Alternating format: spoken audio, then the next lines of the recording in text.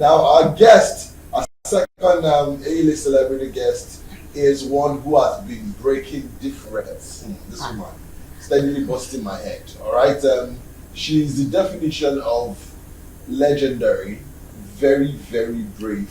And the first time she was on the show was when she drove all the way from Kenya to Lagos State, Nigeria. In fact, I was the first person to interview her when she landed ShopRite, Lagos, Nigeria. So I still get bragging rights for her. Anyway, anywhere she is, any picture, any video that you know my face, I make sure that I put my head there. Any picture they were taking when Galaxy TV was covering it, I made sure I had the first interview, and everybody shot. I was entering it. You know, there's this popular TV station too. They were like, "Bros, I'm far babe." When we were doing Strong, I looked at them like, "You know how many hours I've been waiting for here before this lady got here?" And then when they were doing too much, they had to now beg me, "Enter. We know say we've been shouting before." I said, "Oh, you know, you dey para for me." Hey, how you want to carry me? Because we're too big. So that's how we was, and then we had an interview, and then she came through. But now she's doing bigger and better things. She's back from. In fact, we have a lot to talk about. This woman has been driving things from different places to other places. In fact, what she does, I cannot do. Help me welcome this big woman in this studio, because I cannot explain this. She leaves her mouth and explain it. Celebrity rider. Ebaide Joy, welcome. How you doing? I'm very well, thank you. Like what she has been through. Hey, this woman doesn't look like what she has been through. You need to give us the journey of how you started and this new one that just came back from, and the one you are going to start. In fact, we are doing I spoke to Pro Master. We are doing the unveiling on Sunday again, which I'll see. Come and storm the place. You put usual, your head everywhere. As usual. So tell us, how was it? How was it? Fine. Thank you very much. Thank you so much for having me. As usual. Yeah. It's been a great but challenging journey. The last time I got here, I'd done 9 countries. Now I've done 20. Wow. For the next one, I'm doing 12 more. That'll be for 2 countries. And for the next one, I'm doing it to break 2 records. To break a record and set a record, to break the Guinness World Record for the longest solo motorcycle journey in Africa by a woman, and to set the African People's Records for the longest solo motorcycle journey in Africa by an African woman. Wonderful. Yes. So after the next one, I would have amassed 34,000 kilometers on a single solo trip. How has it been? I cannot say it. There are no words that describe how it's been. When I started, I didn't envision getting to this stage. Like, I've had it good, but it's been the wildest thing I've ever done in my life. This is the highlight of my entire existence for 3 decades. It's nothing comes close, nothing compares to this. Yeah, so there are really no words that I can use to accurately describe what this journey has been, but it's just been life-changing for me. Wow. 2 minutes. Let me give you a heads up on who we do have here, even if I'm giving all the introductions. I want you guys to meet the first woman to ride solo from East Africa to West Africa on a motorcycle. I know if you try and if you get yourself, they know about me well. Her name is Ebaide Joy, and she's an Afrobeat singer as well. So so many times she sang for people. In fact, she will sing to break your heart. And she's a celebrity biker who hails from Edo State, Asian East local government area state. Ebaide relocated to Kenya a few years ago and has got lots of attention online. She's buzzing for her creativity and enthusiasm. She lived in Lagos for many years before her relocation to the eastern part of Africa in search for new experiences. Now, the journey from Kenya to Lagos marked the first leg of her many travels as Ebaide intends to pursue more experiences. And she did commence the trip from Nigeria to Morocco, on a solo trip. Nigeria to Morocco. She did that. She has done it. And now, moving forward, she has told you that she now wants to break the world record. She wants to break it. After she breaks it, she wants to set another one. Now, going through her journey and seeing all the challenges and travails she's had to go through, you can only say she is one of the most brave human beings ever to walk the face of the earth. Now, during some of her trips, she encountered challenges language, visa restrictions, bad routes, obviously, border crossings, wild animals. I remember a time a black mamba came flying towards her and she did jet li and escaped that one as well. Now, that was somewhere in Tanzania and she did trend on social media with over 15 million views. So we're really grateful and happy to have Ebaide join. I don't want to say much. I just want her to talk about the plans that she has in motion for the Guinness World Record to break it and to set up that one. That's why we're here now. Okay. There are so many things to say about this. For starters, my bike is being shipped from Senegal to South Africa as we speak. Wow. So I came to Nigeria because of my visas, because for the next trip, I need 12 visas. Sounds ridiculous because this is Africa, this is my continent, but I need 12 visas for my next trip because for each country, I need a visa. So I'm in Nigeria to get that and to launch these new records. In Africa, we don't have a record. We don't have a records book. If back then, the Bible we read now, if they didn't document it, Jesus' disciples, if they didn't document it, we won't have that now. So records are meant for people to remember, but there is nothing that remembers Africans because it's not written. Everything we've done has been forgotten or erased or like redefined into the Western world, you get. So that's the point in setting up the African People's Records, which will be launching on Sunday. That's Africa Day, International Africa Day, the 25th of May in Lagos here, Ikeja. It's strictly by invitation. So what am I doing to prepare for the next journey? In truth, I'm not thinking about it. My mind is probably too busy now to think about the journey. And also, I feel like the first two journeys have prepared me.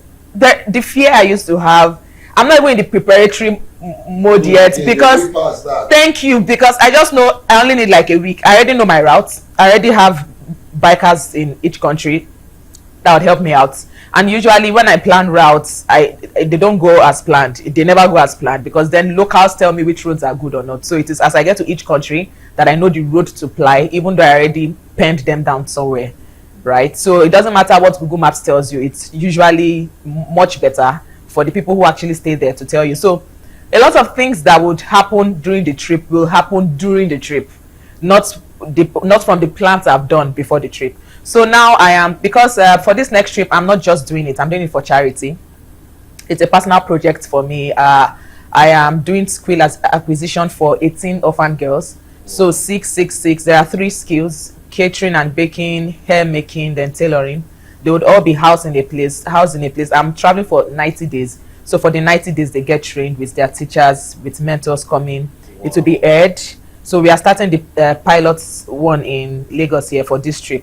So of course I have a lot of trips. I'm doing Western Europe to Eastern Yerope next year. On top bike. Yes, yeah, so this bike on ginger swagger amigo. So, wow. I still have a lot we have 7 continents. I've only done 32 countries in one continent, right? So there are it's only from here to they don't bomb me to right. No, but from here to where they're not bomb me to enter bike. If not be me, they ride the bike. Do you get? So I'm still so scared of the machine. So there are many more places to explore. The plan is to open this type of thing. It's called Empower Her Hub. That's the name of the project. The plan is to do more of it in several capital cities in Africa. So while I ride in all these places, other continents, the idea is to raise money. People who watch raise money as per the kilometer. With each kilometer comes money for the girls. Then at the end of the training, we give them money to set up, capital to set up something that they start, a business they start after being trained. And then we monitor them, we mentor them for the first 3 months to be sure that they do well. So after that, that's the first 3 months I'll travel for this Guinness World Record thing. Then for the next trip, we do more. Like the one in Lagos would exist, then we do probably Abuja and Port Harcourt, you know. Then from there we expand. So the plan is it's my foundation, Ebaide Foundation. The plan is to keep expanding, to keep helping orphan girls specifically. So this next journey is not just me riding like I had done for the first 2 trips. It's not just riding, is not a just type thing, but now there is something to add to it. There is a cost to add to it. There are people I can wake up in the morning and feel like energized to do something for. There are people whose video I'll see from wherever I am, and it would make me continue doing it because I know that some people are getting impacted by it. Growing up wasn't so easy, so this would be personal for me, this would be impactful for me. While I'm impacting them, they're impacting me in return, so we'll be helping ourselves. So yeah, that's the plan for this one. It would be a full-on 3 months show, daily on Instagram, on the short channel, and on YouTube twice in a week. It would be going back to back. So yes, that's the plan for the next trip, which starts in June, ending of June. All right. My problem now is, how do you get money sponsorship? That's something, because all these to buy fuel in Nigeria now is problem. You can only drive car Mondays and Fridays. But you are doing different African countries on a bike. How do you get funding? How is it? Funding is the thousands of dollars that have gone on. But let me not just talk on these 20 countries, the thousand. And I don't travel as a vacation. I travel by living on the road. So this last trip now was 5 months. In Ghana, I was in there for like 5 weeks. Sierra Leone, 5 weeks. You get. So I don't travel like I'm doing a vacation. If you are vacationing, you could do 1 week. Some people do like 1 week, 3 countries. They just go back to back. This is the tourist sites. No, I live in these places. I could tell you like some parts of the language of each of them. I tell you their food, their people, their mannerism, their road culture. I legit live there. So it's like I become part of them. That's how I experience, right? So it's not a vacation that you set up money, you put money aside, then you spend it, then you go back home to work. No, this is me spending every day. I've lived in hotels every day for the past 1 year, right? I've bought fuel back to back, and the fuel in Nigeria is actually cheap. In other countries, like twice the amount, thrice the amount, truly. So when I talk about the expenses, it's when I'm thinking it, my heart beating. But I work and travel. I've been working and traveling. I kept a job up until March this year. Now I'm not doing it so religiously like I used to, because content creation is much better for me. So motorcycle content creation started a year ago, because I started this International Women's Day last year. So thankfully today I'm monetizing my content enough to afford to travel and not have to do my midnight job so much. Yeah, so from brand deals to my fans seem to like me enough to keep giving me stuff. You get. Yes. So so yeah, in between everything, I've not been doing badly recently. Kenya to Nigeria, I struggled immensely. Oh, my manager knows. I cried and cried and cried and cried. I cannot eat today. I cannot pay money for them today. Like, but Nigeria to Morocco. At some point you lost the camera. Oh, I've lost. Now I have like 3 cameras that are not working. 360. It's either crash with or lose or put a bad memory card. Yes, so I've lost the laptop. My phone is broken. So many, if it's for gadgets, they've come and gone, right? But me, I've stayed. I'm still whole. That's what matters. So Kenya to Nigeria was a struggle financially, but Nigeria to Morocco, it's much better. You see, South Africa to Kenya, we'll be balling going. So I can't wait. I can't wait for that. Now, these ladies that you're going to do all this for, do you know them before? How did you meet them? This 666, the tailoring, what else? The the chef part, the cooking. How did you get to meet each and every one of them? Okay, so we are working with an NGO, like an orphanage, right, who would provide them. So it is by vetting. We have to be sure about what they are saying. Then also helping the ladies is not just for the ladies, it's also for their families that are close to them. If we help one, we can build a whole family. True. Families can build other families, you get. So it's ladies we are sure have families, siblings, who they can in turn help. Even if you are alone, we have to be sure it's real, and then we have to be sure that our impact would mean something to you, like you want it. And yes. Yeah, so that's a very good one. So do we have sponsorship for all that yet, or you're just doing it alone? You're starting alone first. Okay, so for the next event, we do the one for Sunday. We do have some sponsors, but we've not concretized the plans for the orphanage for the girls, because it's still work in progress. I'm not leaving just yet. I just arrived in Nigeria about a week ago. Yes. So we are still planning. But for the events next Sunday, some people have this Sunday, sorry. This Sunday. So we've gotten good traction, goodish. We wish we could get great traction, but we have good traction. We are pushing buttons, but I'm positive that for the it's not, this is a CSR course. It's not just for me. I'm very positive that people would come through, sponsorship would come through, people would want to align with this because it's a vision that most brands should align with. It's changing a narrative, changing something significant. So yes, I am positive. Maybe when I come back for an interview in June, you ask again. Now, quickly, what are some of the challenges you faced this time going to Morocco?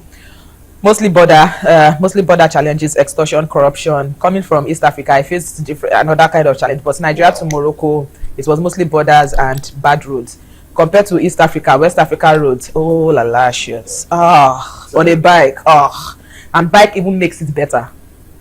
You know, a bike makes any road better, but still the struggle was crazy. So yes, mostly borders, especially Benin, Togo, Ghana. They are just notorious for corruption and extortion. That's terrible.